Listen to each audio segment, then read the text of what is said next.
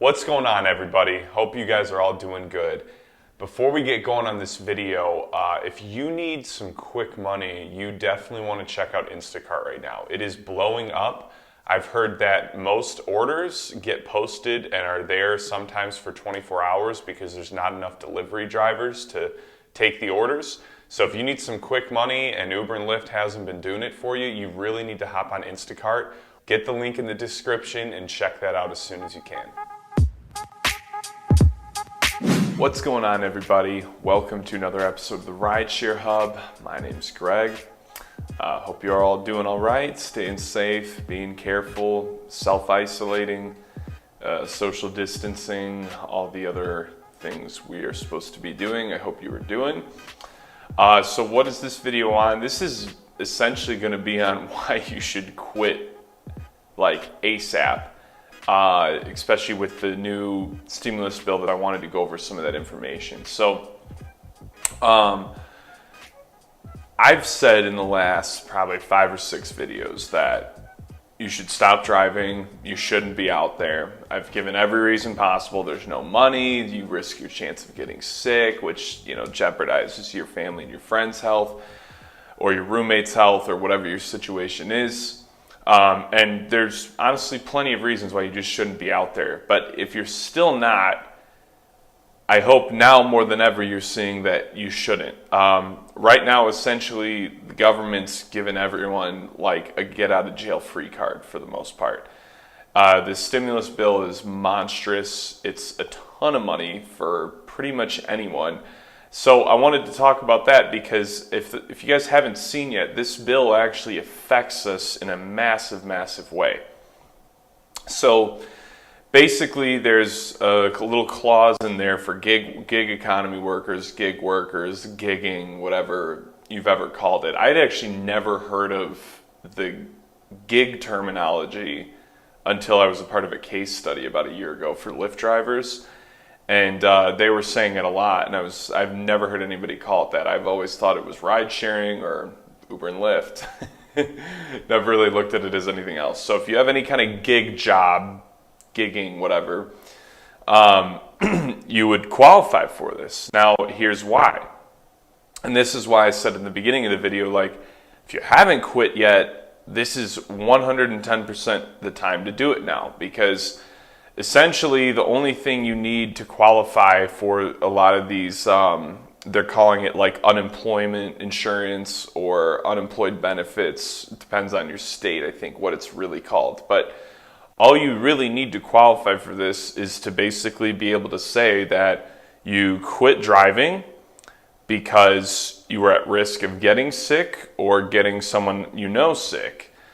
Layman terms, obviously. So who does that include? Well, pretty much every single person who's driven for Uber and Lyft in the last like 2 months, maybe even 3. I can't remember when they first started talking about this stuff, but I feel like it's been a few months now, right? So basically, like, the only thing you really need to be able to prove is that you quit because of those reasons. So how hard is that really going to be to stop driving because of everything that's going on? Well, you should have already, for one, but not hard. And the reason being is that any single person pretty much can do this, is a lot of what I'm trying to say. So more than anything, quit now, sign up for these benefits. Obviously, if I had to guess, more than likely not everyone's going to get it, or it might take some time. But still do it, and then just rest and, take as many safety measures as you can, but take that time off, Go home and enjoy, your time with your family and use these benefits. There's just no reason not to, because the main thing is, even beyond the risk to you, is the risk you put on other people. And that's the way I would look at it. I feel like a lot of you might feel like a little bit of guilt doing this, but I want to explain something. One thing I've noticed with Uber and Lyft driving, and it's something that I felt like I struggled with a lot, was always feeling guilty if I wasn't doing it. Because when there's no boss telling you to come in, you can plan your days and do whatever you want, and really at the end of the day, no one can really tell you you can or can't work. It's easy to feel really guilty when you don't work. And that was what I experienced a ton over the last few years, is every time I took a day or two off, I would feel guilty. Like even if I had already put in 40 hours that week, I would always think, oh, I could have made more and put it in savings. I could have made more and paid this bill. I could have made more and got this, you know? And when you have a normal job, you can only work when you're scheduled, when your boss wants you to come in, or you're on just a traditional 9 to 5 and you know you always come in those days. So then what happens? Well, when you have days off, they're a little bit easier to enjoy because what else could you really be doing? I mean, at the most, some work around the house, you know? So what I want to say to a lot of you guys is a lot of you might feel guilty taking these benefits because you're not actually sick, or you feel like you're not directly impacted. But the reality is, like, the work we do puts us at more exposure than just about anyone. I mean, we're probably right up there with like bus drivers. I mean, anything transportation is crazy. Flight attendants, pilots at least are in the cockpit, but like flight attendants especially are amidst all those people on planes, you know? And we're amidst people all day, every day, trapped in this tiny little space, you know? That's like where this thing really goes wild. So what I'm trying to point out to you is that even if you feel like you haven't been directly impacted by this and you feel like you don't deserve these benefits, you do.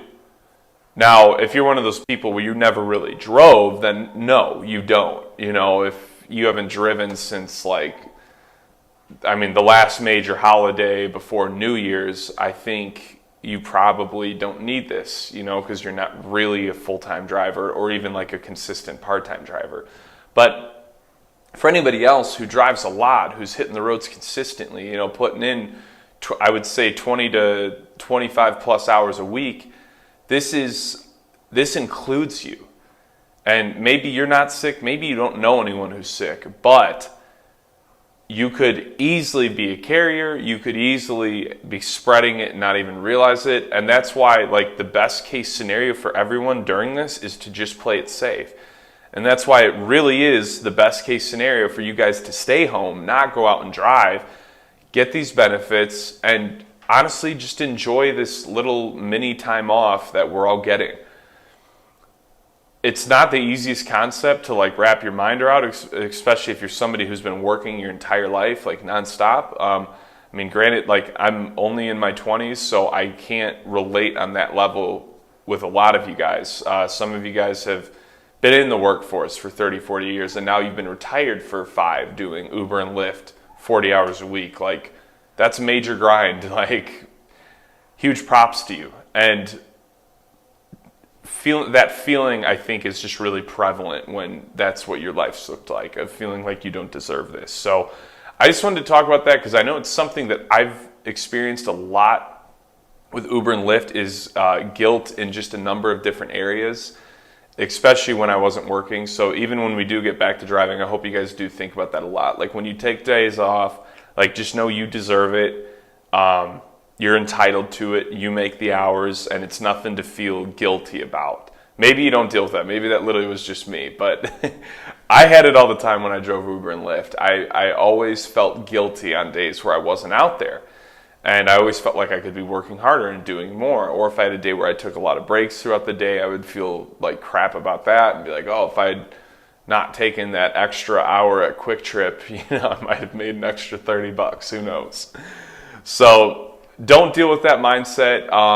But yeah, that's pretty much what I got for you guys. So just some other things. I've been saying this in every video I do because I want everyone that watches these to have everything they're entitled to during these periods of time. But to get the $1,200 from the stimulus bill, that's separate from the benefits, the unemployment insurance benefits, whatever the frick you call them. The only thing that's important there is that you've done your taxes. The tax deadline is extended through July, so you can still file for your taxes. You guys should do that too. Like, that's a no-brainer. That's $1,200. That can really help a lot of us. I know it can really help me, and I'm sure it can really help you guys as well. So for that, all you need to do is have your taxes done, and then you're totally good. For the unemployment benefits, what you need to do for that is you need to Google your state, and then something like unemployment benefits or unemployment insurance along with your state. And the very first link I've seen so far takes everyone right where they need to go. In Arizona, I had to hunt for it a little bit. It was a little bit confusing, but you spend 20-30 minutes on the website, you'll figure it out. It's not that difficult. So definitely get those things sorted out. And that's pretty much it. So I hope you guys enjoyed this video. Be sure to like and subscribe. I hope you guys know that, I'm here for you and want to do everything I can to help you guys during these times. And yeah, we'll talk soon.